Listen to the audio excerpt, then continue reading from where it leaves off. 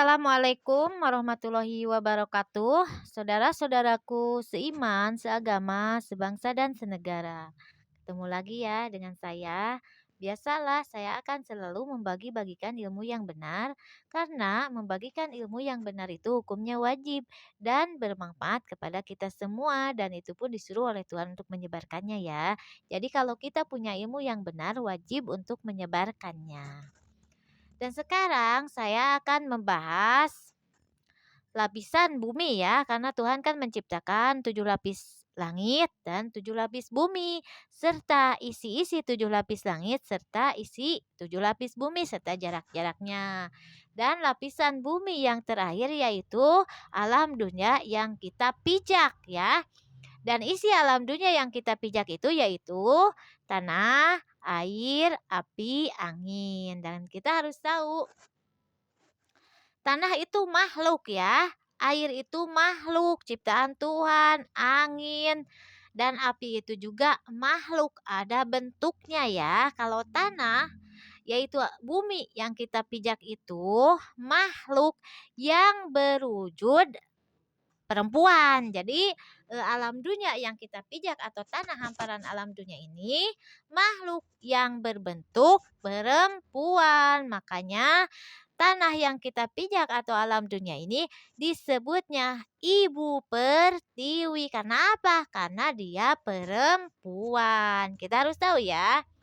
Jadi tanah ini bentuknya seorang perempuan ya.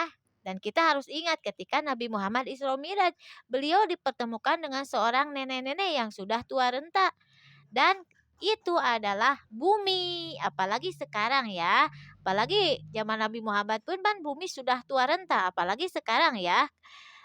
Nabi Muhammad sudah lama tidak ada di bumi ini ya, di alam dunia ini, apalagi sekarang zaman Nabi Muhammad pun alam dunia ini sudah tua renta, seorang perempuan nenek-nenek yang sudah tua renta. Jadi alam dunia ini wujudnya seorang perempuan. Dan air pun makhluk ciptaan Tuhan dan air pun seorang lelaki. Jadi air itu berwujud lelaki. Kalau tanah ini, alam dunia ini berbentuk perempuan wujudnya ya. Dan kita harus tahu angin pun berwujud lelaki. Dan api, kalau api berwujud perempuan. Kita harus tahu ya. Nah, sekarang kita harus tahu ya. Kenapa dari tanah alam dunia ini mengeluarkan tumbuh-tumbuhan sampai menjadi buah dan dikonsumsi oleh makhluk yang ada di alam dunia termasuk manusia, hewan kan mengkonsumsi tumbuhan ya. Dan manusia pun semuanya makanan dari tumbuhan ya, beras kan itu asalnya dari tumbuhan, jagung, gandum semua dari tumbuhan. Dan kenapa tumbuhan bisa tumbuh di bumi ini? Kita harus tahu ya. Jadi air hujan yang turun ke alam dunia ini, air itu kan wujudnya lelaki ya. Turun ke alam dunia ini, ke tanah yang kita pijak atau alam dunia, sedangkan alam dunia ini atau bumi ini seorang perempuan. Maka bersatunya air dengan tanah atau bersatunya lelaki dengan perempuan, maka perempuan tersebut mengandung, yaitu bumi ini dari turunnya air hujan, alam bumi ini mengandung tumbuhan sampai tumbuh dan berbuah dan buah tersebut dikonsumsi oleh makhluk yang ada di alam dunia termasuk manusia, hewan kan memakan tumbuhan. Nah, kita harus tahu ya. Jadi di dasar bumi ini kan wanita ya, perempuan dan air yang turun ke alam bumi ini yaitu air hujan itu lelaki kan. Dan zatnya lelaki itu masuk ke rahim Ibu Pertiwi kita dan Ibu Pertiwi itu mengandung. Jadi di dalam tanah ini banyak kandungan ya, mata sok disebut ya gitu. Di dalam bumi ini banyak mengandung. Karena apa alam bumi ini disebut mengandung? Karena bumi ini perempuan dan mengandung sampai menumbuhkan tumbuhan sampai berbuah. Kita harus tahu ya.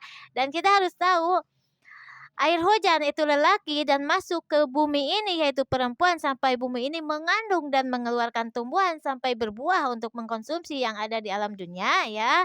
Dan pertumbuhan-tumbuhan antara perpaduan air dan tanah tumbuh Dan hidupnya tumbuhan tersebut karena adanya udara atau angin. Jadi, hidupnya perpaduan air dan tanah yang tumbuh hidupnya oleh udara atau angin dan mengandung energi api yaitu matahari kan, matahari itu kan ada, energi api yang disorot dari, langit ketiga, kalau langit kedua kan matahari, dan langit ketiga itu adanya neraka ya. Jadi dari pancaran api neraka itu matahari itu ada gelap, ada, siang, ada panas ya. Jadi pancaran panasnya matahari ini mengandung, bahan untuk tumbuhnya tumbuhan tersebut. Jadi tumbuhan tersebut perpaduan air dan tanah antara lelaki dan perempuan dan berbuah dan buah tersebut